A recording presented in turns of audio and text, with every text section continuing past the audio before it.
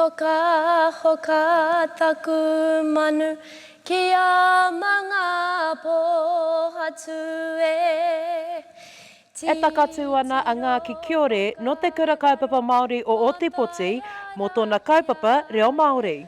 O hine mataroa. Me tōna kaupapa reo Pākehā hoki. My pao lines don't just carry words or place names, they carry legacy.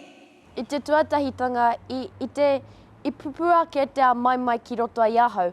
Engari i tēnei wā kotou, kore te au kia tū ki te atāmira. He tino painga tōku kia tuku i oku whakaaro ki te atāmira. Neke atu i te kaumārima o ngā tauira ka tū, ki roto i ngā wāhanga o te Rāwhiti Ihaka me Tā Turi Kara. Ko ngā kaupapa pēnei te tuakiritanga me te tikanga etahi o ngā tino kaupapa o te wā. Nā ngā tūpuna Te Aho Matua I homai ai, ma Te Aho Matua au e whāngai ai. Heoi, ko Te Aho Matua hei kaupapa matua mā Kiore I roto i ngā wāhanga e rua. Tirohia, koe nei ngā paenga, ngā hua, ngā pua waitanga o Te Aho Matua. Ma Te Aho Matua koe e poipoi, ma Te Aho Matua koe o wawata e whakaau. Ki te taha Tā Turi Kara, ko tūpuna led Te Aho Matua Whed. Ki te taha Rāwhiti Ihaka, nā ngā tūpuna Te Aho Matua I homai ai, ma Te Aho Matua te tuakiri o te tangata e whāngai ai. E whakapono ana au, he māma ake te kōrero me te tuku I au whakaaro ina mōhio ke ana koe I te kaupapa. Anō nei, he hono ngā tōku ki ngā tūpuna, he hono ngā hoki ki Te Aho Matua, I te mea he tauira au ki te kura Aho Matua, ma Te Aho Matua ahau I poipoi. Koe nei tōna tau tuarua ki e nei momo whakataetae.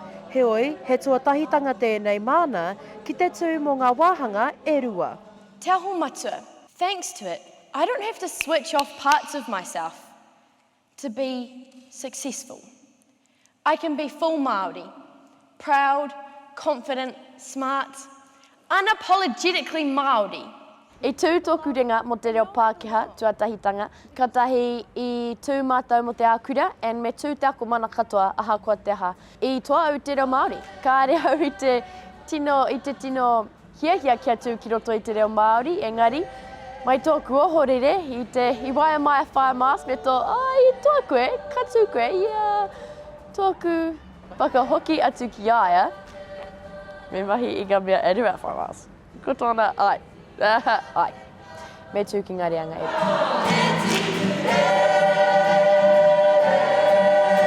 Me tana hiahia kia riro I ngā taonga, pēnei I ana tuakana. Ko tōku tino hiahia kia pakari ake au I ōku ake tuakana. He uwaua te tū ki te atāmira me te tuku I o whakaaro. Engari, mai te poipoi o ōku tuakana, mai te poipoi o tōku kura, ka pua wai au aha ko te aha. Ngaki Kiore, Te Kura Kaupapa Māori, Ōtepoti! I tae tuatahi mai a Kiore I roto I te wāhanga o Tā Turi Kara. Kamatu I tae tuarua ia I roto I te wāhanga o Rāwhiti Ihaka. Ka peka atu a Kiore me tōna kura, ki te whakataetae-a-rohe mō Ngā Manu Kōrero, ka tū ki taranaki, hei ngā marama e heke mai nei. Ngaki Kiore for highest aggregate. Shakayla Andrews-Alapaki, Tahu News.